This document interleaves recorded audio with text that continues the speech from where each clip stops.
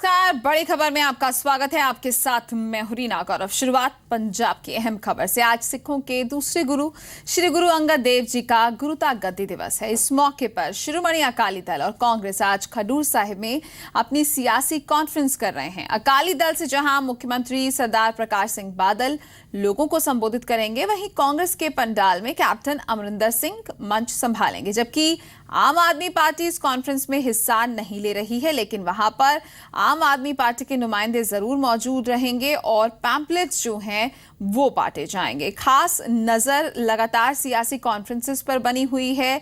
जब भी इस तरीके की कोई खास मौका होता है तो वहां पर पंडाल लगते हैं, मेला लगता है।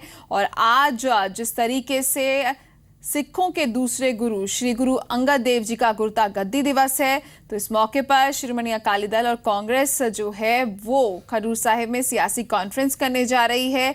और ऐसे में आपको बता दें कि मुख्यमंत्री सरदार प्रकाश सिंह बादल लोगों को संबोधित करेंगे। साथ ही कांग्रेस के पंडाल में कैप्टन अमरिंदर सिंह जो हैं वो मंच संभालेंगे। ज्यादा जानकारी के लिए इस वक्त हमारे साथ मौजूद हैं हमारे संवाददाता राजन गोसाई। राजन, यहाँ पर आपसे चर्चा जरूर करेंगे कि क्या कुछ खास इस सियासी कॉन्फ्रेंस में देखने को मिलेगा, लेकिन अभी की बात की जाए और ये समझने की कोशिश की जाए कि आखिरकार कब वो मौका होगा जब इस सियासी कॉन्फ्रेंस को संबोधित करेंगे दोनों ही पार्टी के बड़े नेता।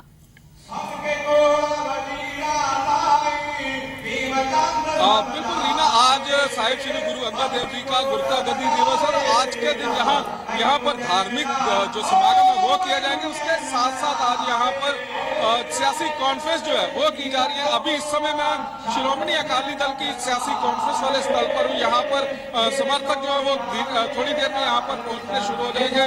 प्रबंधकों की ओर से तो सभी प्रबंध वो पूरे कर लिए गए हैं। सुरक्षा की अगर बात की जाए तो पुलिस की ओर से सुरक्षा के भी पुख्ता प्रबंध किए गए हैं। और यहाँ पर जो है आज पंजाब के मुख्यमंत्री प्रकाश सिंह बादल यहाँ पर आएंगे। उनके साथ दिग्गज जो है दूसरे सीनियर लीडरशिप है अकाली दल की, वो भी यहाँ पर आएंगे। और उनके यहाँ पहुँचने का टाइम जो बताया गया वो करीब 12:30 बजे यहाँ पर पहुँचेंगे। इसके अलावा अगर बात की जाए कांग्रेस की, तो कांग्रेस की रैली भी यहाँ से कुछ ही दूरी पर हो रही है, कॉन्फ्रेंस हो रही है, जहाँ पर पंजाब प्रदेश कांग्रेस कमेटी के प्रधान कैप्टन अमरिंदर सिंह आएंगे और दूसरी सीनियर लीडरशिप वो भी यहाँ पर आएंगे। और बताया यही जा रहा है कि उनकी कांग्रेस की कॉन्फ्रेंस जो है वो भी करीब 12:30 बजे वहाँ पर शुरू होगी। जी राजन, आप मौके पर मौजूद हैं और खासकर अभी आप अकाली दल की जहां पर सियासी कॉन्फ्रेंस होनी है उस जगह पर हैं। हमारे दर्शकों को वहां की तस्वीरें दिखाई, क्योंकि 1.5 घंटे में वहां मुख्यमंत्री पहुंचने वाले हैं। ऐसे में इस वक्त वहां पर क्या कुछ तैयारी है, मंच किस तरीके से सजा हुआ है, किन किन की तस्वीरें लगी हुई है और क्या कुछ खास उसमें लिखा गया है?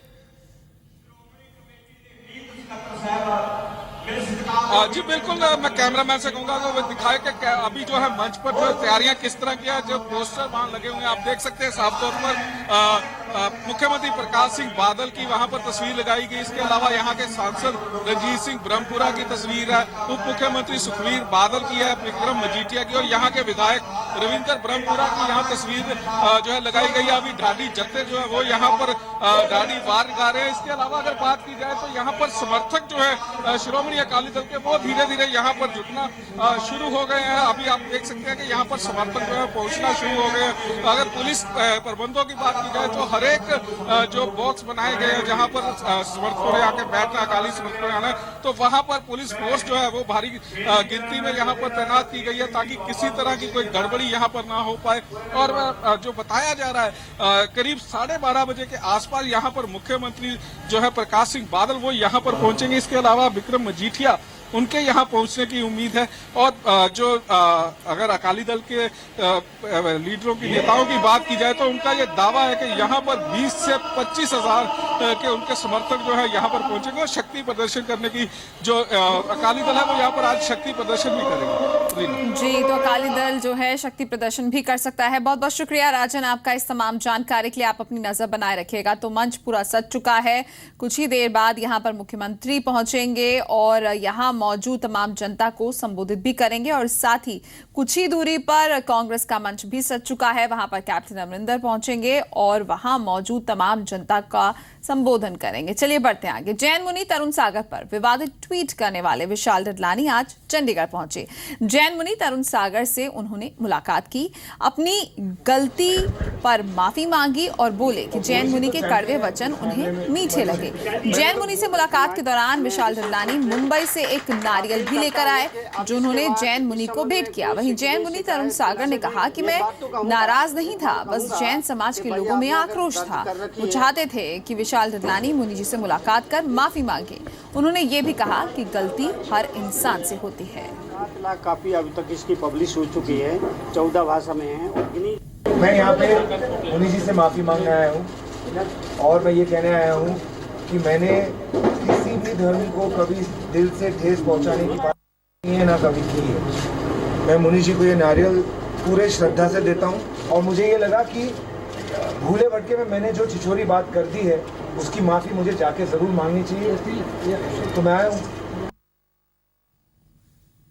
रूप से बम्बई से चल करके आए और अपने साथ श्रीफल वहीं से लेकर आए।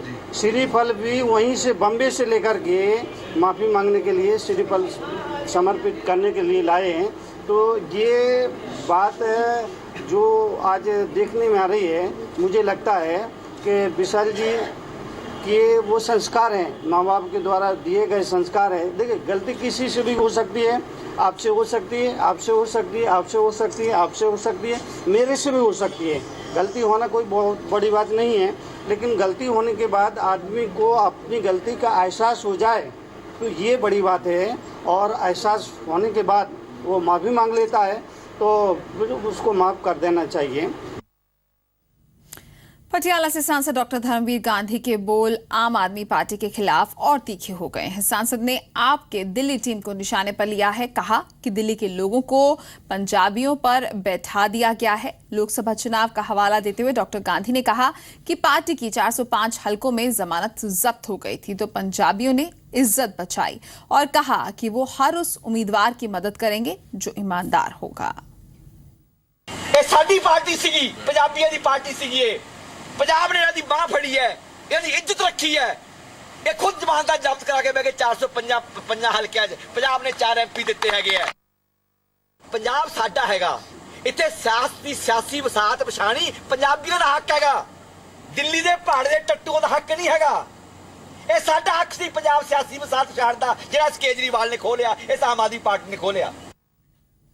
आगामी पंजाब विधानसभा चुनाव कांग्रेस वोटों तक पहुंचने के लिए नई तरकीब निकाली है। कांग्रेस पंजाब के 13 लोकसभा क्षेत्रों में बाकायदा 13 बसें दौड़ाने जा रही हैं।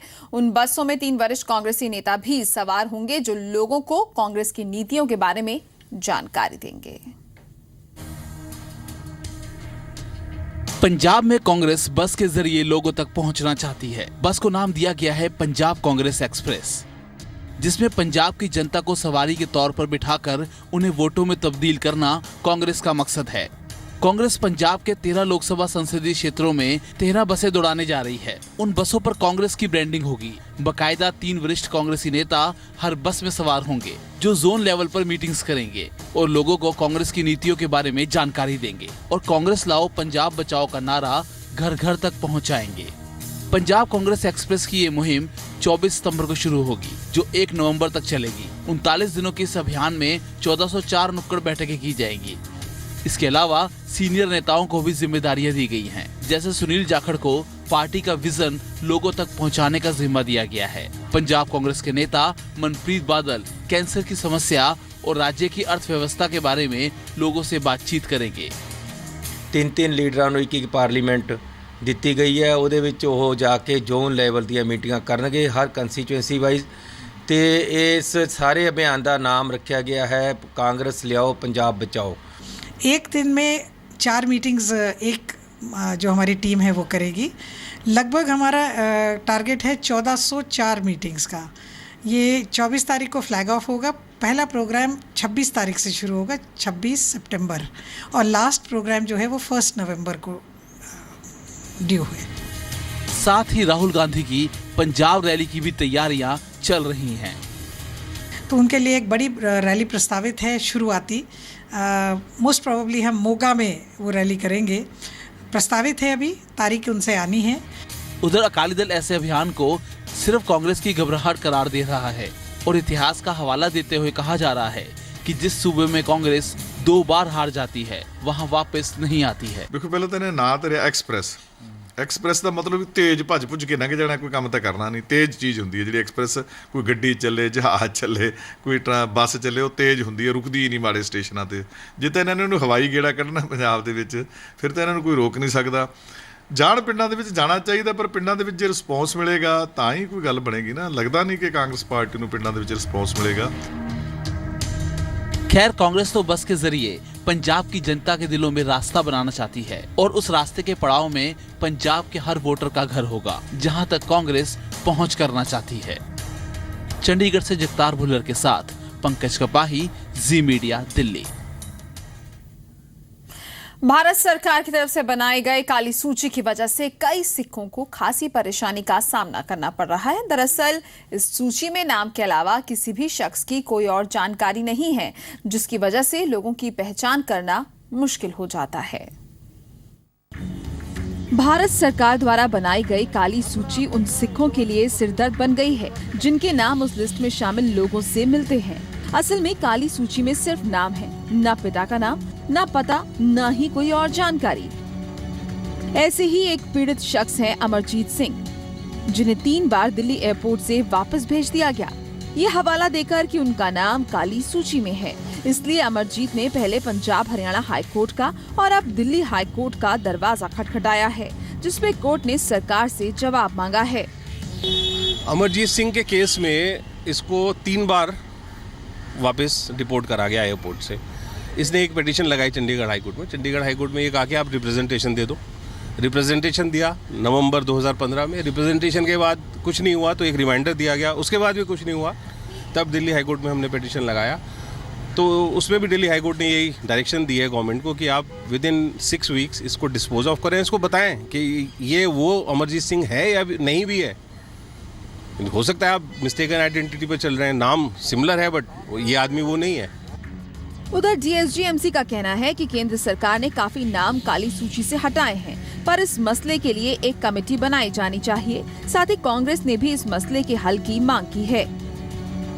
ਅਸੀਂ ਧੰਨਵਾਦ ਕਰਦੇ ਹਾਂ ਸੈਂਟਰ ਗਵਰਨਮੈਂਟ ਦਾ। 275 ਦੇ ਕਰੀਬ ਨਾਂ ਨੇ ਜਿਹੜੇ ਸਾਡਾ ਕੇਸ ਪਾਉਣ ਤੋਂ ਬਾਅਦ ਦਿੱਲੀ ਹਾਈ ਕੋਰਟ 'ਚ ਉਹਨਾਂ ਨੇ ਡਿਲੀਟ ਕੀਤੇ ਨੇ। ਸਲੋਲੀ ਇਸ ਪ੍ਰੋਸੈਸ ਨੂੰ ਖਤਮ ਕੀਤਾ ਜਾ ਰਿਹਾ ਹੈ। ਮੈਂ ਸਮਝਦਾ ਸਰਕਾਰ ਨੂੰ ਇਸ ਮੈਟਰ ਤੇ ਇੱਕ ਸੀਰੀਅਸ ਵਿਊ ਲੈ ਕੇ ਕਮੇਟੀ ਬਣਾ ਕੇ ਇਸ ਨੂੰ ਪੂਰਾ ਪ੍ਰੋਪਰ ਰਿਵਾਈਜ਼ ਕਰਨਾ ਚਾਹੀਦਾ ਹੈ। ਔਰ ਜਿਹੜੇ ਇਨੋਸੈਂਟ ਹੈ ਔਰ ਉਹ ਸਫਰ ਕਰ ਰਹੇ ਹੈ, ਉਹ ਕੋਰਟਾਂ 'ਚ ਧੱਕੇ ਖਾ ਰਹੇ, ਕਚਹਿਰੀਆਂ 'ਚ ਧੱਕੇ ਖਾ ਰਹੇ ਹੈ। ਮੈਂ ਸਮਝਦਾ ਹੈ ਕਿ ਇਹ ਜਿਹੜਾ ਹੈਗਾ ਸਰਕਾਰ ਨੂੰ ਇਹਦੇ ਵਾਸਤੇ ਸੋਚਣਾ ਚਾਹੀਦਾ ਹੈ। काली सूची बनाए गए काफी वक्त हो चुका है, इसलिए इसकी समीक्षा जरूरी है ताकि बेकसूरों को परेशानी ना हो। दिल्ली से पंकज कपाही के साथ ब्यूरो रिपोर्ट, जी मीडिया। उरी में भारतीय सेना का आतंकियों से एनकाउंटर जारी है। खबर है कि सेना भारतीय सीमा में घुस रहे 12 आतंकियों को मार चुकी है। हालांकि सेना ने इसकी पुष्टि नहीं की है। ग्राउंड जीरो से जी मीडिया संवाददाता खालिद हुसैन की पूरी रिपोर्ट देखिए। उड़ी हमले के 2 दिन के बाद सेना ने यह दावा किया है कि उन्होंने कश्मीर में 2 जगहों पर घुसपैठ की कोशिश को नाकाम किया है।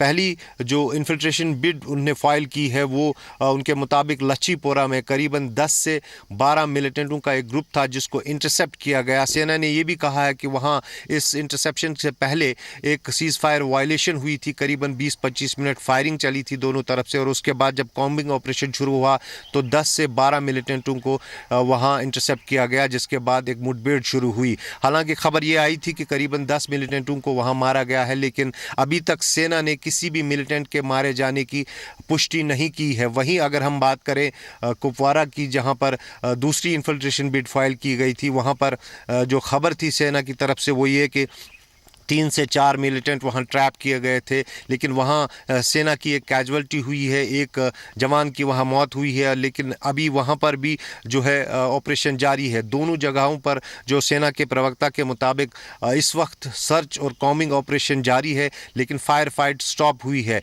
ये इससे साफ जाहिर है कि घुसपैठ की कोशिशें जो है वो तेज़ हो रही है। लेकिन फ़िलहाल जो LC की अगर हम बात करें, वहाँ पर हाई अलर्ट घोषित कर दिया गया है और कोशिश की जा रही है कि अगर कोई भी अटेम्प्ट हो उसे फॉइल किया जाए। कैमरा पर्सन इरफान मंजूर के साथ खालिद हुसैन, जी मीडिया कश्मीर।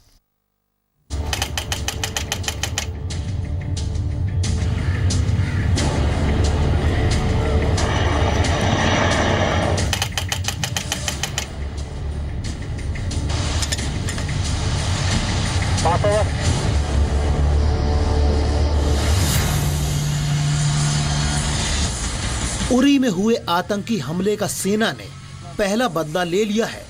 ये है उरी का लच्छीपुर इलाका, जहां घुसपैठ कर रहे पाकिस्तानी आतंकवादियों को सेना ने घेर लिया और फिर जब फायरिंग शुरू हुई तो एक के बाद एक इतनी लाशें गिरी कि आतंकवादी खुद भूल गए कि उनकी तादाद कितनी थी। 20 सितंबर की सुबह हुई गोलीबारी अंधेरा छाने तक चलती रही। मलशीपुरा और मैया में जनाब 1 बजे से हमने जनाब फायरिंग का आवाज़ सुना, 1 बजे से शुरू हुआ है। तो अब जनाब आगे से पता नहीं है, हम बॉर्डर से नीचे रहते हैं, थोड़ा आवाज़ हमने पूरा सुना। कितनी देर तक फायरिंग हो रही है? बस बीच में जनाब टास टास होता रहता है। इस वक्त तक 5 बजे तक चलता रहा। हर आतंकी की मौत के साथ उस हर जवान को श्रद्धांजलि मिलेगी जिसने देश की खातिर अपनी जान दी है। सेना की कई यूनिट इस इलाके में ऑपरेशन कर रही हैं। लच्छीपुरा वो जगह है जहां से घुसपैठ की कोशिश हमेशा होती रहती है। मुमकिन है उरी में भारतीय सेना पर हमले के बाद पाकिस्तानी आतंकियों का हौसला बढ़ा हो और इस बार वो ज्यादा तादाद में आकर इससे भी बड़े हमले की फिराक में हो, लेकिन मुस्तैद इंडियन आर्मी ने उनकी पूरी प्लानिंग खत्म कर दी। हालांकि इन दिनों तेजी से बढ़े एंटी टेरर ऑपरेशन के बाद लोग भी टेंशन में हैं। यहाँ की आबादी हमेशा खतरे के साए में जीती है। हम बॉर्डर इलाके के हैं, यहाँ हमें बहुत मुश्किल होता है, इसलिए जो वाला मतलब हम डरते हैं। यहाँ हमें छोटे छोटे बच्चे हैं यहाँ, तो इसलिए बॉर्डर इलाका है यहाँ, तो आवाज़ बहुत खतरनाक आता है। लच्छीपुरा के इन जंगलों में अब भी कई आतंकियों के छिपे होने की आशंका है, इसलिए ऑपरेशन जारी है। लच्छीपुरा का ये ऑपरेशन पाकिस्तान को भी बड़ा झटका है, क्योंकि इतनी बड़ी तादाद में मारे गए उसके आतंकी इस बात का सबूत है कि वो भारतीय सेना की तैयारियों को कम आंक रहा है। वैसे उरी में हुए आतंकी हमले के बाद सेना को भी बड़ा सबक मिला है। इस दौरान हुई लापरवाही को भी दूर करने की कोशिश जारी है, लेकिन फिलहाल कोशिश पाकिस्तान के मंसूबों को ज्यादा से ज्यादा नुकसान पहुंचाने के अलावा LOC को फुल प्रूफ करने की है। अमित प्रकाश के साथ खालिद हुसैन, जी मीडिया, उरी, जम्मू कश्मीर। उरी आतंकी हमले के बाद पंजाब के बॉर्डर एरिया में भी चौकसी बढ़ा दी गई है।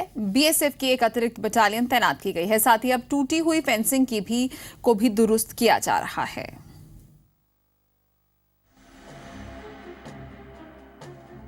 जम्मू कश्मीर के उरी में आतंकवादी हमले के बाद पंजाब के बॉर्डर एरिया की सुरक्षा भी बढ़ा दी गई है। सीमा पर चौकसी के लिए BSF की एक अतिरिक्त बटालियन तैनात की गई है। साथ ही कई इलाकों में टूटी हुई फेंसिंग को दुरुस्त किया जा रहा है। इसके अलावा इंफ्रारेड बीम्स और लेजर बीम्स की भी मदद ली जा रही है। जहाँ पर इस तरह के गैप्स हो वहाँ पर BSF ने भी बड़ी मजबूत तैयारी अपनी करी हुई है और उन्होंने बंकर्स भी बनाए हुए हैं, इंफ्रारेड जो वॉल्स भी बनाई हुई हैं, सो दैट इंट्रूजन के ऊपर इसको सिग्नल्स मिल सके।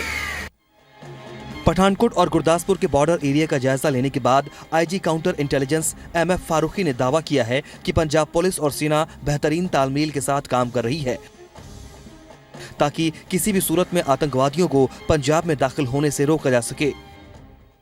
सबसे बड़ी बात यह है कि पंजाब पुलिस के साथ एक परफेक्ट कोऑर्डिनेशन के साथ हम डिप्लॉयमेंट कर रहे हैं और लगातार उन रास्तों पर निगाह रख रहे हैं जिस किसी भी तरीके से इन्फिल्ट्रेशन की बिड हो सकती है। तो मैं समझता हूं कि ये जो कोऑर्डिनेशन है ये किसी भी तरह की इस घटना से की पुनरावृत्ति रोकने में सक्षम है। उरी में हुए हालिया हमले के बाद बॉर्डर पर नाइट पेट्रोलिंग में अत्याधुनिक उपकरणों का इस्तेमाल किया जा रहा है ताकि बॉर्डर फेंसिंग के साथ साथ पाकिस्तान की तरफ से हो रही हर हरकत पर पैनी नजर रखी जा सके। पठानकोट से अजय महाजन, जी मीडिया।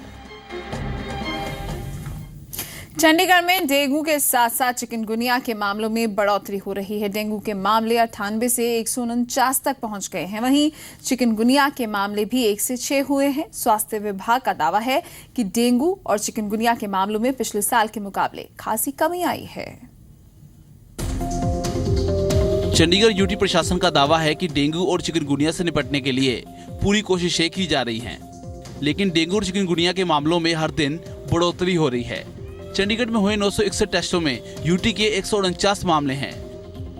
वहीं चिकनगुनिया में 6 में से 2 मामले चंडीगढ़ के हैं और बाकी दूसरे शहरों के। है कि we have 149 dengue cases and 6 chikungunya cases. 6 में से 2 हमारे चंडीगढ़ ओन करता है और 4 इम्पोर्टेड, जिसको हम कहते हैं कि इन्फेक्शन पेशेंट बाहर से लेके आया है। अब तक कोई भी डेथ नहीं हुई है, ना डेंगू से ना चिकनगुनिया से।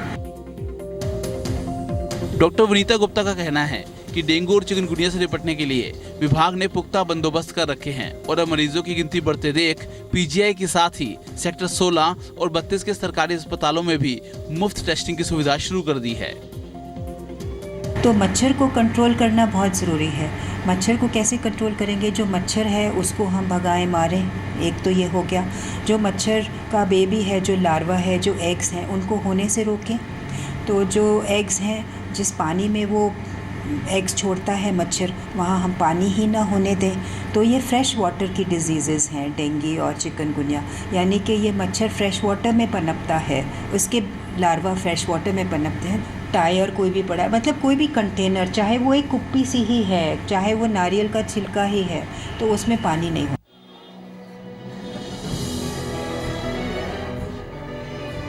साथ ही डॉक्टर वनीता ने बताया कि प्रशासन की तरफ से हजारों घरों में जाकर कूलर और दूसरी जगहों की सफाई की जा रही है, जिससे डेंगू का लार्वा ना पनप सके। साथ ही लोगों को जागरूक भी किया जा रहा है।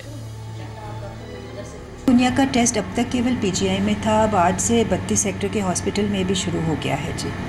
और डेंगू की चेकअप तो फ्री जो है वो हमारे हर हेल्थ सेंटर यानी कि 16 मनी माजरा, 32 और पीजीआई में 4 सेंटर्स में होता है जी। डेंगू से बचाव के लिए प्रशासन तो जुटा ही है, साथ ही जरूरी है कि लोग भी अपनी जिम्मेदारी निभाएं और आसपास साफ सफाई रखें।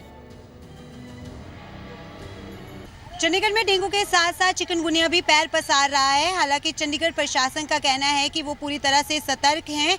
इसके साथ ही पहले पीजीआई में चिकनगुनिया का फ्री टेस्टिंग हो रही थी, लेकिन अभी सेक्टर 32 के सरकारी अस्पताल में भी चिकनगुनिया की फ्री टेस्टिंग शुरू कर दी गई है।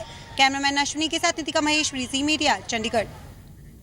और चलिए इसी के साथ बुलेटिन में फिलहाल इतना ही। दीजिए इजाजत, नमस्कार।